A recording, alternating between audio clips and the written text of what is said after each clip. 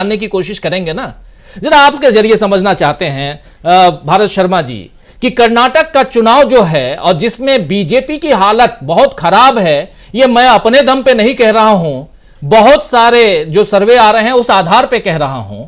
और उससे बचने के लिए जो मल्लिकार्जुन खड़गे का कल का बयान है कि बीजेपी जिन राज्यों में कमजोर होती है वहां दंगे फसाद करवाती है, ये मल्लिकार्जुन खड़गे कांग्रेस के बहुत ही जिम्मेदार पर्सन हैं, कांग्रेस के अध्यक्ष हैं, उनका बयान है।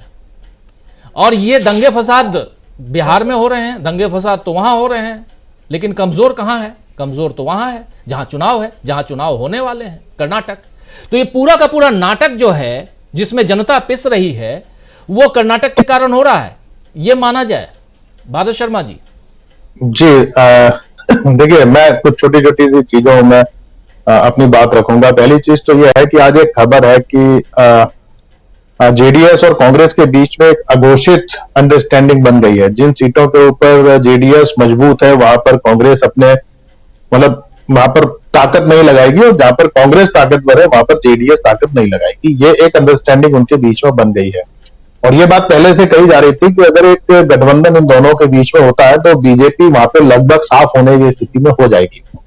तो अगर ये एक अंडरस्टैंडिंग भी अगर बनती है तो बीजेपी साफ होगी, ये एक बात है। अब दूसरी एक बात जो आपने जो कहा बंगाल में जो ममता बनर्जी का स्टेटमेंट, देखिए बंगाल को जो लोग देख रहे हैं नजदीक से या बंगाल की जो घटनाओं को देख रहे हैं, ये बात सच है कि वामपंथी वहां पे सरकार से जाने के बाद लंबे समय तक निष्क्रिय होकर बैठे रहे, या आप ये कह सकते हैं कि उनके अंदर एक ये सत्ता का ये था, वो ये खुद को सत्ताधीश मान रहे थे और वो ये बात समझ नहीं पा रहे थे कि वो अब सत्ता से बाहर है। लेकिन पिछले विधानसभा चुनाव के बाद से जिस तरीके से वहां पर उन्होंने वामपंथियों ने बिल्कुल यंग जनरेशन को उतारा था, आपको अगर याद हो ममता बनर्जी के सामने मीनाक्षी उतरी थी और जेएनयू के कई जो स्टूडेंट्स हैं उनको वहां पर चुनाव में उतारा।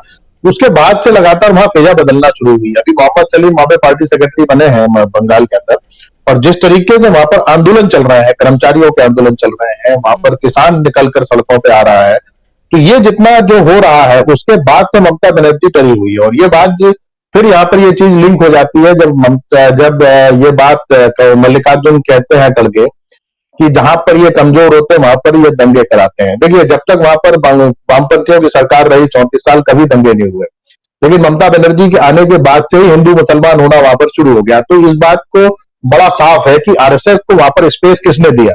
तो अब अगर ममता बनर्जी अगर ये आरोप लगाती है कि वाम और राम साथ मिल गए हैं, तो मुझे लगता है कि बंगाल के जो प्रबुद्ध लोग हैं वो इस बात को समझते होंगे कि आरएसएस को स्पेस देने वाली ममता बनर्जी है, क्योंकि वामपंथियों को हटाने के लिए ही ममता बनर्जी ने आरएसएस के साथ हाथ मिलाया था। ये एक दूसरी चीज है।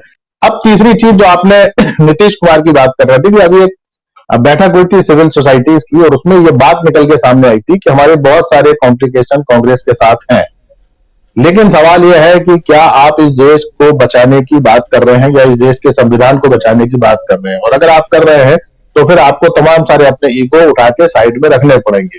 तो ठीक है, आप आपस में लड़ते रहिएगा, लेकिन ये आपकी जो लड़ाई है ये आगे भी चल सकती है, या आप बीजेपी को सत्ता से हटाने के बाद भी अपनी लड़ाई लड़ सकते हैं।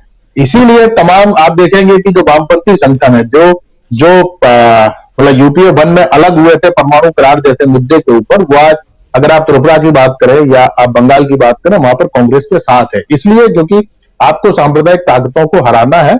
लेकिन ये बात आज तक समाजवादी जो खेमा है उसके कुछ लोगों को ये बात समझ में नहीं आ पा रही है कि आखिर आपकी राजनीति क्या है, क्या आप इतने ताकतवर हैं। एक तो पहली चीज तो यह है कि क्या आप एकजुट है, सबसे बड़ा सवाल तो यह है।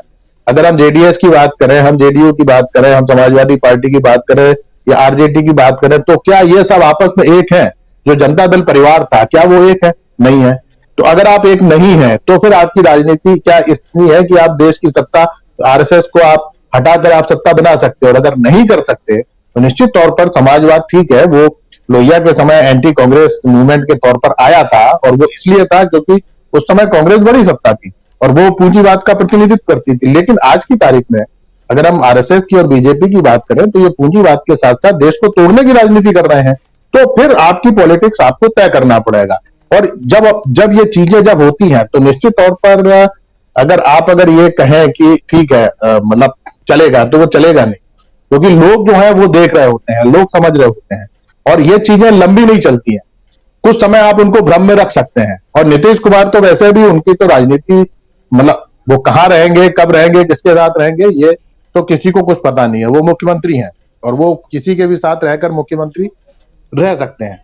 तो ये कुल मिला के जो पूरी जो पॉलिटिक्स जिस तरीके से चल रही है, आपको अगर ये बात अगर समझ में आती है, नहीं आती है। अब एक केजरीवाल के ऊपर और मैं थोड़ा सा एक टिप्पणी कर देता हूं। केजरीवाल, देखिए, ये बात आपको याद हो कि सबसे पहले हम ही लोग थे जिन्होंने, जब अन्ना हजारे का आंदोलन चल रहा था, तब ये लिखा था कि ये आरएसएस प्रायोजित है। सबसे पहले मुझे लगता है हम ही लोग थे जिन्होंने ये लिखा था जब हमसे लोग लड़ते थे कि नहीं तुम आरएसएस का इसको कैसे कह रहे हो। ये बात दूसरी है कि और आप दोनों जाते थे, रिपोर्टिंग करते थे, रोज वहां देखते थे। बिल्कुल सही कह रहे हैं आप। हाँ, रोज एक्सपोज करते थे। और आप याद कीजिए कि उस मंच से यही केजरीवाल जी हमारे ही अखबार को उठा के दिखाया करते थे कि देखो कुछ अखबार वाले हमारे इस आंदोलन को खत्म करना चाहते हैं। उस समय हम लोग एक्सपोज करते थे इस पूरी घटना। मैं एक और आपको चीज बता दूं कि जो अन्ना हजारे का जो कोर ग्रुप बना था, जिसमें 12-15 लोग थे, उसमें 7 से 8 मेरे परिचित हैं, और वो लोग मुझसे लड़ते थे कि यार तुम इसको आरएसएस का आंदोलन कैसे कह रहे हो। और मैं ये बात कहता था कि यार ये बात आपको आज समझ में नहीं आएगी। और आज वो सारे के सारे लोग उस आंदोलन से निकल चुके हैं और वो इस बात को स्वीकार करते हैं कि हाँ, ये हमसे गलती हुई। तो केजरीवाल तो आरएसएस का टूल है।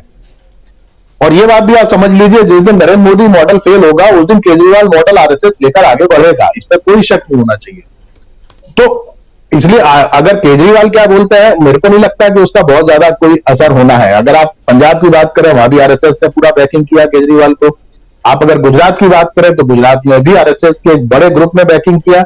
केवल इसलिए केजरीवाल एक आपको गुजरात में या पंजाब में आपको ताकत बन के दिखे, जहां पर आरएसएस के पास ये चॉइस नहीं है। आप अगर हिमाचल प्रदेश की बात करें, आप गोवा की बात करें, आप महाराष्ट्र की बात करें, वहां सारी जगह से जहां पर इनको आरएसएस का सपोर्ट नहीं मिला है, ये लोग मैदान छोड़ के भाग गए।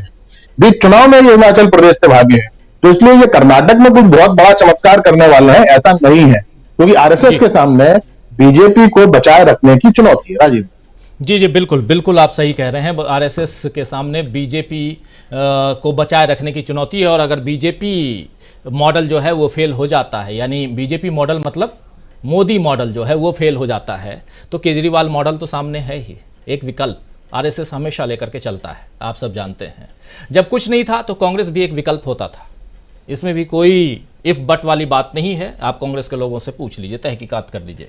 कांग्रेस भी आरएसएस के एक मॉडल में से एक रही है पार्टी के रूप में देखा जाए तो। हमारे चैनल से जुड़े रहने के लिए YouTube पर टाइप करें DB लाइव, सब्सक्राइब बटन को क्लिक करें और बेल आइकन को दबाना न भूलें, ताकि खबरें आप तक पहुंचती रहें।